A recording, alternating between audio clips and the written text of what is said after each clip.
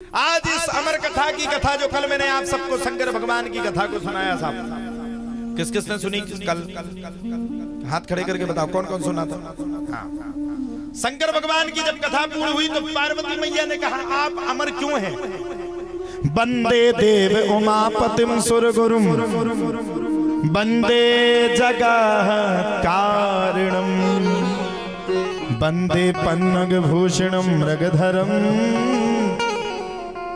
वंदे पशु नाम पतिम वंदे सूर्य शशांक वहिन नयनम वंदे मुकुंद प्रियम वंदे भक्त जनाश्रयम च वरदम वंदे शिवम शंकरम।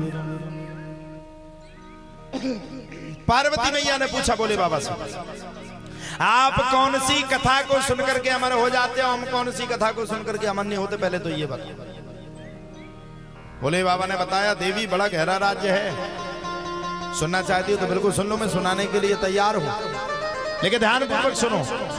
तुरंत कह दिया सुनाओ स्वामी, ये अमर कथा ही भागवत है। एक दाही विशालायाम चत्वार ऋषियो मलः सत्संगार्थ समायाता दद्द सुस्तात नारदम। अरे पार्वती, मेरे जीने का सही सही रस है भागवत। मैंने भागवत की कथा को सुना तो मैं आज भी जीवन भर जिया हूं, जीता रहूंगा। पार्वती मैया जिद पकड़ के, महाराज भागवत की कथा तो हमें भी सुननी है, हम भी सुनना चाहते हैं, अमर कथा है क्या? और इस कथा को सुनने से किसका कल्याण हुआ है?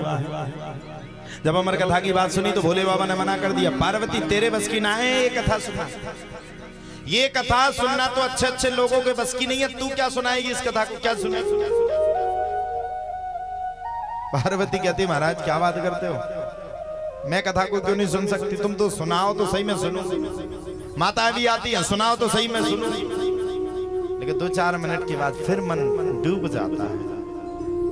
आज यहाँ ठीक है, अच्छा लग रहा है, कथा हो रही है, लेकिन इतने ही लोग बचे क्या कमरे में जो इतने ही लोग आकर के बैठ रहे हैं? अरे भगवान आपके दरवाजे आए हैं, पता नहीं आप जिस कथा को सुन नहीं हो, आज के बाद जिंदगी में साल भर बाद देखो तो ये सोचो महाराज जी तो यही थे, इनका पता ही नहीं चला जी कब उठ के चले गए। फिर आपको शायद कभी पछतावा हो। ध्यान रखना, जो समय निकल जाता है वो लौट करके कभी नहीं आता। ये 100 अक्षर में ये भागवत लग गई है। फलाने समय पे ढिकाने व्यास जी आए थे, फलाने जजमान जी बने थे, महाराज जी के साथ ये कमेटी थी, इसने कथा की थी। जब जब कबरई की मुझे याद आएगी,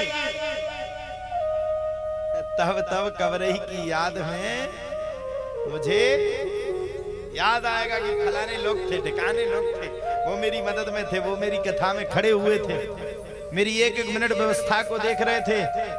और मैं कहना चाहता हूं मैं बड़ा प्रसन्न हूं, मैंने भक्त तो देखे लेकिन आप लोगों जैसे नहीं देखे। एक बार ताली बजा करके इन लोगों का स्वागत करें। कोई और भक्त होता तो वो सीधा वृंदावन पहुंच जाता, सीताराम हो गई भागवत मनना थोड़ी है। पार्वती ने कहा महाराज मैं तो अमर कथा को सुनना चाहती हूँ, आप सुनाओ तो सही। बोले बाबा बोले सुनो पार्वती, सुना दूंगा फिर बाद में बुरा मत मानना। कथा को अगर सुनना है तो कथा को सुनने से पहले कथा को समझना अति आवश्यक है।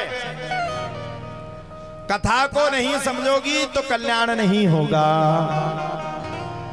पार्वती ने जब इतनी बातों को सुना कि कथा को नहीं सुनेंगे तो कल्याण नहीं होगा, पार्वती ने हाथ जोड़ करके कहा भगवान ऐसा मत ही कहो, हमें ऐसी कथा को सुनाओ जिस कथा के सुनने से कल्याण हो जाए। अब बोले बाबा बोले सुनो पार्वती, सुनोगे तो नहीं, तुम सुनने में तुम्हारा मन नहीं है, चित्त नहीं है, धर्म नहीं है, तुम नहीं सुनोगे तुम्हारा मन ही नहीं लगेगा। पार्वती बोली महाराज कैसी बात करते हो, तुम पुरुष ही भागवत सुन सकते, हम स्त्रियां भी तो सुन सकते। बोले बाबा बोले सुनो देवी, सुन तो सकती हो लेकिन मन ना लगेगा तुम्हारा। क्या बात करते हो? बोले बिल्कुल बिल्कुल क्लियर बात है। मन ना लगे को? बोले बिल्कुल ना लगे को। जब इतनी बातों को सुना तब तो प्यारे कहा जाता। पार्वती बोली तुम तो सुनाओ तो सही में सुनूंगी। अच्छा, दुनिया में मैया दो हट बड़ी खराब है। एक बाल हट, बालक अगर हट पकड़ गया कि नहीं नहीं नहीं, नहीं मैं इतने टाइम पे ये काम करूंगा तो मर जाओ, लेकिन पार्ले जी बिस्कुट जो लो लेना ले, जो लो माने ना। 18 साल से लेके 24 साल की उम्र ऐसी हो कि आदमी का जा लगा कि भीट में लात मार दे तो जब भीट गिरा डाल रहे। झूठ नहीं कह रहे हम भी 24 ही कह, लेकिन हम उद्दंडी नहीं हो पाए। पूछो क्यों? क्योंकि हमारी इतनी औकात ही नहीं थी कि उद्दंडी। हमना तो साइकिल ही नहीं आती, उद्दंडी कहां से मुझसे। हमारे घर में तो अगर हम ही कर दे तो चूल्हा जलता था, और ना करे तो कहां से चूल्हा जलेगा। ध्यान रखना, बालक उसका ही पढ़ लिख करके IPS कलेक्टर की रैंक में जाता है जो गरीब होता है। अमीर के अब बालक तो आलू ही छीलने के काम में आते, पप्पू ही कहलाते हैं।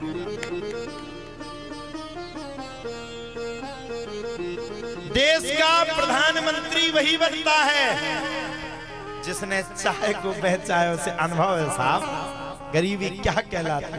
अब जिनने चाय को बेचे नहीं, जो सोने की चम्मच लेके प्रकट हुए तो वे तो बस आलू ही छीलते रह जाएंगे। कहेंगे इस तरफ से डालो आलू, उस तरफ से निकलेगा सोना। तो बालक हट और स्त्री हट बड़ी खराब होती। स्त्री अगर हट पकड़ गई, ना ना ना ना ना, ना। कबरई के मार्केट में 2000 की साड़ी लेंगे तो चाहे उसको मार डालो, जान से मार दो, लेकिन ले लेगी 2000 की। और ऐसे ही होता है, बाल हट महाराज पकड़ गए हट, ऐसी हट जिसकी कोई सीमा नहीं। मैया पकड़ गई हट। ना ना ना, अमर कथा को तो सुनेंगे, सुनाओ तो सही। कैसी है ये तुम्हारी अमर कथा? पहले के जमाने में नियम था देवी देवताओं का कि पहले के जमाने में भागवत की कथा हर किसी को नहीं सुनाई जाती थी। पहले के जमाने की बात कर रहा हूं मैं, क्योंकि पहले के जमाने में देवी देवता को डर रहता था कि कोई धोखे से राक्षस अमर कथा को, भागवत कथा को ना सुन ले, फिर वो अमर हो जाए। और आज के जमाने में कथा सुनाने के लिए व्यास जी तैयार है, लेकिन सुनने वाला कोई नहीं। हमने कल बताया था ना, वो रोज बताते हैं हमें, हमको वो वीडियो अपने में सेव करके रखे। एक जगह नचनारी नच रही तो पूरा गांव जुड़ा है, और दूसरी जगह एक टपरिया में 3-4 आदमी गा रहे तो कम से कम 50-100 आदमी सोरा वो गा रहे, सीताराम सीता, वे सबरे सो रहे। अभी पता चल जाता कि कोई आने वाली है तो हम कह रहे जो पंडाल आदमी हाथन में उठा के ले जाते, यही कलयुग। कलयुग सम नहीं आन युग, जो नर कर विश्वास। कलयुग सम नहीं आने युग। पार्वती मैया को कह करके भोले बाबा ने अपनी डमरू को बजाया, और जब डमरू को बजाया साहब जितने जीव जंतु थे सब भाग गए। दूसरी बार डमरू को बजाया तो जितने ऊपर के देवी देवता थे वो भाग गए। और तीसरी बार डमरू का उद्बोधन किया तो नीचे जितने जीव रहते थे सब भाग गए। अब ये मैंने कल आपको सुनाई थी एक कथा। कौन सी सुनाई थी? सुखदेव बाबा की। ध्यान है? किस किस को ध्यान है?